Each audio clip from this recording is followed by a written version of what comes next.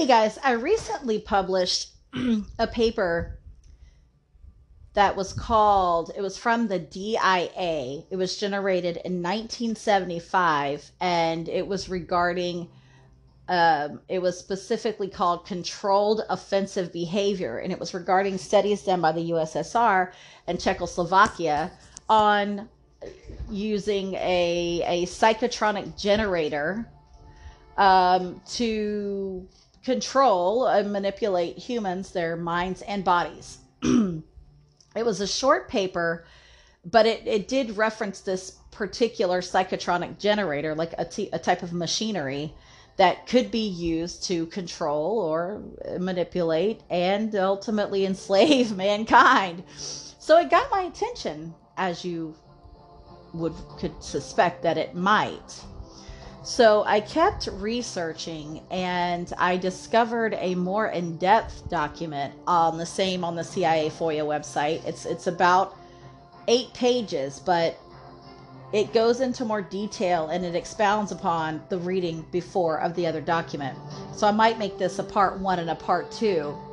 It actually looks like it might have been a part of that original document, but it wasn't saved together on the FOIA website. So holy cow, just hold on to your hats. I don't know if this kind of stuff gets you excited, but boy, it gets me hella going, because I can see the evidence of this stuff when I look at our world. I can see the evidence of it. But it's so hard to explain to someone when you know that artificial manipulation is taking place, but you can't prove it, and no one knows about this technology. So even if you were to try to bring it up, they would just think that you're crazy. That doesn't exist. That's hogwash. That's fiction. That's TV. That's science fiction. No, motherfucker, it is not. It is not science fiction. It is not just TV. It is not fiction. So I'm going to read from this again, from this document, the other document that expounds on the other one. I will probably cut out a little bit and do some analysis of it, but I think you definitely need the information. So if you can tolerate my sidebars, here goes. This was the document again. It was published in September. It was generated in September 1975. By the Defense Intelligence Agency. It is document number DST-1810S-387-75, and it's entitled Soviet and Czechoslovakian Parapsychology Research. Psychotronic Generator Research. Psychotronic generators, also called Pavlida generators after the inventor, are small devices said to be capable of drawing biological energy from humans. I didn't even finish the first sentence and I'm going to come out of my skin suit.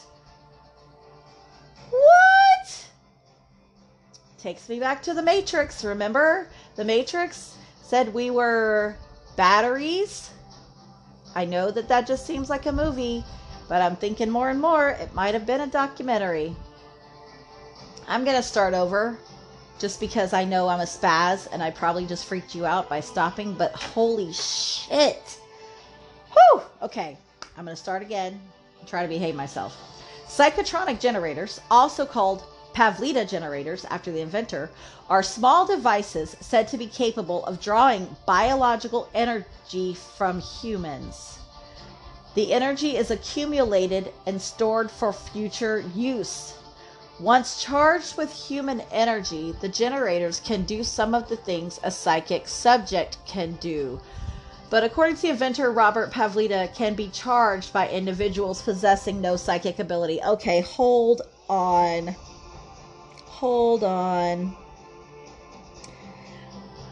Oh, could this be our cell phones? Could these small devices, capable of drawing biological energy from humans, could this be our cell phones, y'all? Oh, God. I think it is. I think they figured out how to get these machines in everybody's hands. Holy shit. Okay, back to reading. The concept of man as a source of unusual energy dates back at least as far as ancient Chinese and Hindu teachings, in which it was called vital energy or prana. Between the 18th and 20th centuries, it was called various things, like animal magnetism, odic force, motor force, N-rays, etheric force, etc., by rediscoverers of its existence. Guys, there's nothing new under the sun. There's nothing new under the sun. Everything that ever has been or will be is. Everything that we so-called discover, we're just remembering it. Back to the reading. In contemporary Soviet and Czechoslovakian parapsychology, this energy is called bioplasmic or psychotronic energy.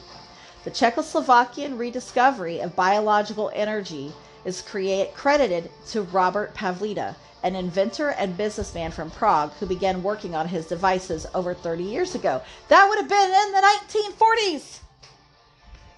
Some representative examples of Pavlida generators are shown in figures 3 through 7. No details of their construction have ever been made available to Western observers, possibly because Pavlida eventually plans to seek foreign patents. It has been reported, however, that the devices are fabricated from various metals like steel, bronze, copper, iron, and gold, and that their effects are a result of their form. Pavlida's generators can be charged by direct contact, e.g. rubbing or touching to the temporal region of the head, or by visually directing mental concentration upon them from a distance. The nature of the energy stored is still not understood, but over the years, a number of observations about its effects have been reported. It can be reflected, refracted, polarized, and combined with other forms of energy. It creates effects similar to magnetism, heat, electricity, and luminous radiation, but is itself none of these. The energy apparently can be conducted by paper, wool, wood, silk, and other substances normally considered to be good insulators. The devices have been tested by commissions of experts from the Czechoslovakian Academy of Sciences and the University of Hradec Králové in Prague. Static electricity, air currents, temperature changes, and magnetism were eliminated as possible explanations for the observed effects. In addition, the energy exerted its effect through glass, water, wood, cardboard, or any type of metal, and was not diminished. Sidebar, we know this from, the experiments of intentions, the books regarding it, the experiments on intention. We know that intention, there's nothing that can stop intention. There's no space, there's no material that can stop the power of the intention of the conscious mind. Back to the reading. According to both Soviet and Czech researchers, one major advantage of studying psychotronic generators is the reproducibility of their effects. In addition, they can be activated by nearly anyone with or without any special psychic abilities. The devices may have other practical applications not related to parapsychology. The Czechs claim that irradiation of seeds with the energy enhances plant growth and that industrial pollutants have been precipitated out of water by its action. These claims may be open to question since in 1972, Zdeněk Rejdak, head of the Psychotronic Research Section of the Czechoslovakian Society for Science and Technology, termed the experiments with plants and water ineffective.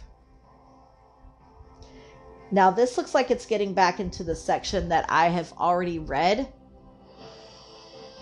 on part 1. So I won't read that again. I'll finish this page and then I'll go to the next section that I haven't already read. I do apologize that this is all over the place, but honestly, it doesn't matter. It doesn't matter. You're getting the gist of what I'm saying. Let me just jump to conclusions because this is information that was in the last podcast. But what was not in the last podcast was the conclusion section, and I was just devastated because it wasn't there. So this is part 5, conclusions.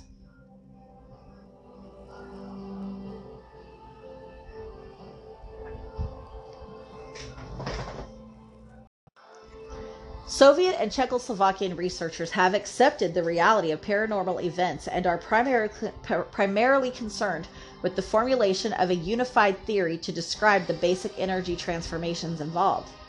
The Soviet emphasis on the electrostatic and electromagnetic components of the energy may play an important role in the final determination of the nature of psychical phenomena. This emphasis on energetics or interaction effects have led to the concept that man must be investigated as a complete integrated unit. Soviet and Czech psychotronic research will eventually be applied to human problems. As this occurs, the question will arise whether this knowledge and the equipment developed will be used for the enhancement of human freedom and social development or for the regimentation and enslavement. This is as we discussed in the last podcast. Psychotronics could conceivably play a role in contributing to the survival of the human species by emphasizing the interconnections between all living beings. It should help to reduce human aggressive tendencies. By the same token, it could also be applied to increase such aggressive tendencies, and it has powerful potential for use as an effective weapon against groups of men and key leaders. The Czechs claim that a direct transfer of biological energy from healthy to diseased or injured muscle is not only possible, but proven. Guys, we don't have to be sick. The Soviets do not restrict the possibility of such energy transfer to any one physiological system, but state that biological energy transfer can be utilized to relieve human functional disorders of the nervous system, the internal organs, and the mind. In all cases, such medical applications of biological energy transfer are officially described as having beneficial results, but this may not necessarily be true. By analogy, conventional medical techniques can be beneficial, but when misapplied can cause serious damage or even death. By the same token, there can also be psychic malpractice, although the Soviets and Czechs are not likely to publicize this fact. Both Czech and U.S. researchers have described Robert Pavlita's work with psychotronic generators as possibly the most important contemporary development in the field of parapsychology and as a major contribution to the deeper understanding, mastery, and utilization of biological energy for human advantage. Just as in the example of direct transfer of biological energy for medical purposes, the use of such devices is not necessarily intended to be beneficial. If Pavlita's devices can kill insects at present, their potential in the future after refinement and enlargement may well be for killing men. Guys, this was over 40 years ago. What have we done with this technology since then? Back to the reading. If bioenergy can be reliably controlled and focused by such devices, death could be caused by disruption of fundamental brain rhythms, heart control, or biological clock mechanisms. Yes, this is how they assassinate people and they tell you that it's a heart attack or it was a stroke. No. And this is quite honestly and more than likely how they're making people sick right now. I am recording this during the time of this whole COVID-19 pandemic that we're dealing with. Yes, people are getting sick. Is it from the virus that they're telling us? Probably not. Doctors are confounded because they're saying this acts like altitude sickness, that it's an oxygen uptake issue within the blood more so than a respiratory issue. It becomes respiratory because the body recognizes that it needs oxygen and it kicks the lungs into overdrive and then they start to malfunction. Could it be that this is the technology that's being used to make people sick? Back to the reading. It should also be pointed out that some of Pavlita's experiments seem to contradict Soviet results obtained with humans. As an example, the effect of his devices on suspended magnets is lessened if the magnets are electrostatically shielded, whereas such shielding has no effect in Soviet experiments with Nina Kulagina and Alla Vinogradova. It would appear that although the Czechs and the Soviets are examining the same phenomena, passage of biological energy through Pavlita's devices alters it in some manner. This raises the question of how well these machines can be controlled and whether the alteration they induce on bioenergy is beneficial or detrimental. Soviet research with Kulagina and Vinogradova indicates that energy interchanges or transfer mechanisms may be possible between gifted psychics and inanimate objects. There is evidence that Soviet research with these women also involves attempts to influence animate biological systems.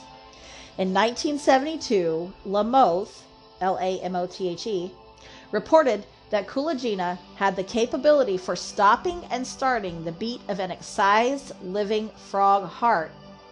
If true, it supports the contention that Czech and Soviet claims for beneficial applications of biological energy transfer are reversible. If a frog heart can be started and stopped, the same effects might be imposed on humans. Such dramatic effects illustrate some of the dangerous potential of controlled biological energy transfer.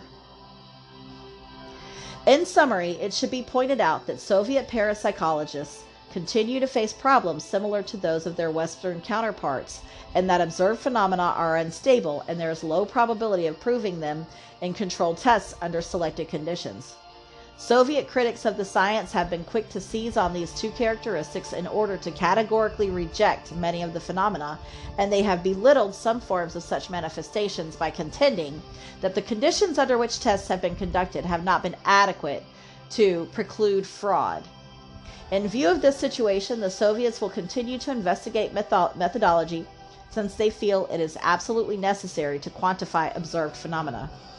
Although they have not yet done so, the Soviets may very well be the first to identify the field forces involved and the means by which they are generated due to their concentration on the mechanisms and energetics involved.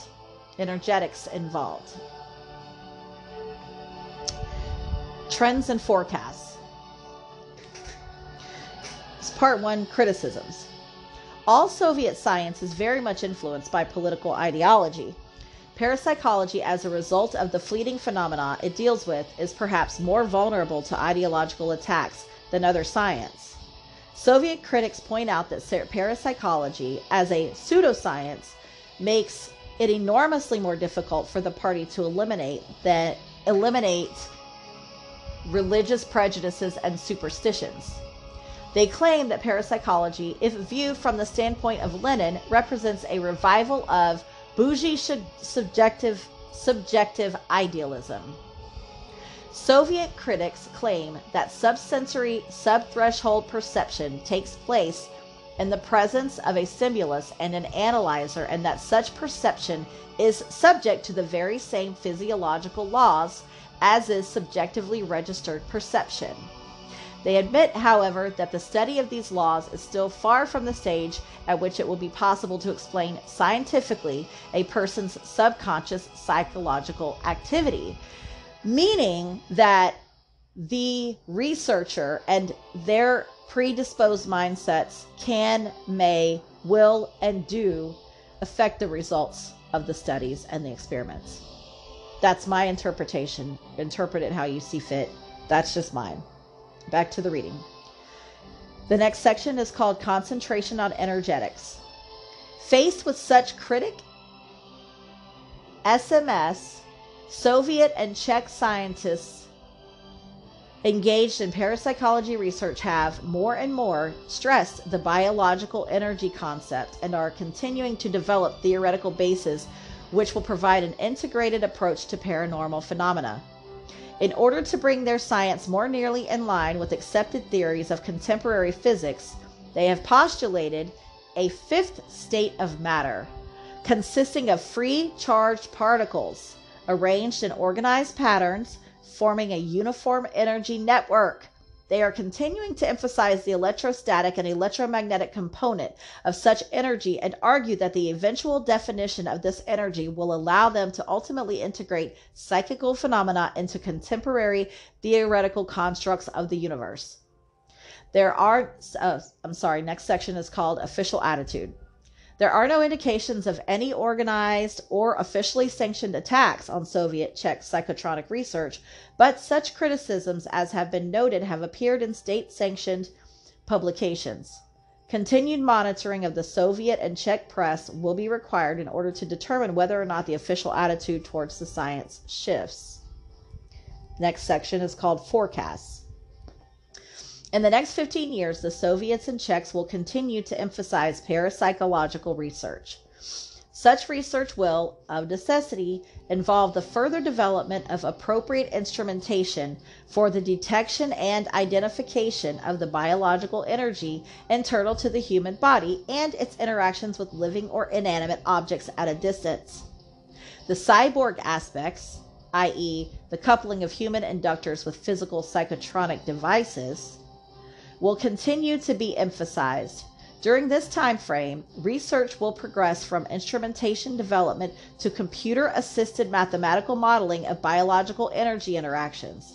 In order to establish a basis for such modeling, experimental techniques which can be controlled and replicated will be developed. This in turn will lead to the eventual improvement of research on paranormal phenomena, since they will be made increasingly more producible and predictable. Just by the by, there are a few sections, large sections in this part of the paper that are redacted. So I'm just reading you what I can see. This is the final paragraph. The Soviets are known to be involved in development of inferential measurement and complex systems modeling, which is known as IMCSM techniques. IMCSM is especially adapted for application to the examination and study of many objects, especially those with many interacting parts, even when the behavior of the objects are partly or mostly determined by features of which the researcher is unaware or which he cannot observe. Soviet parapsychology research would probably be an ideal subject for the application of the IMCSM technique. If IMCSM is applied, the likelihood of a Soviet breakthrough in parapsychology is greatly increased. The Soviets are leaders in development of this technique and will probably apply it to the parapsychology research. And that's the end of what I can see on this paper. Guys, I'm just absolutely blown away.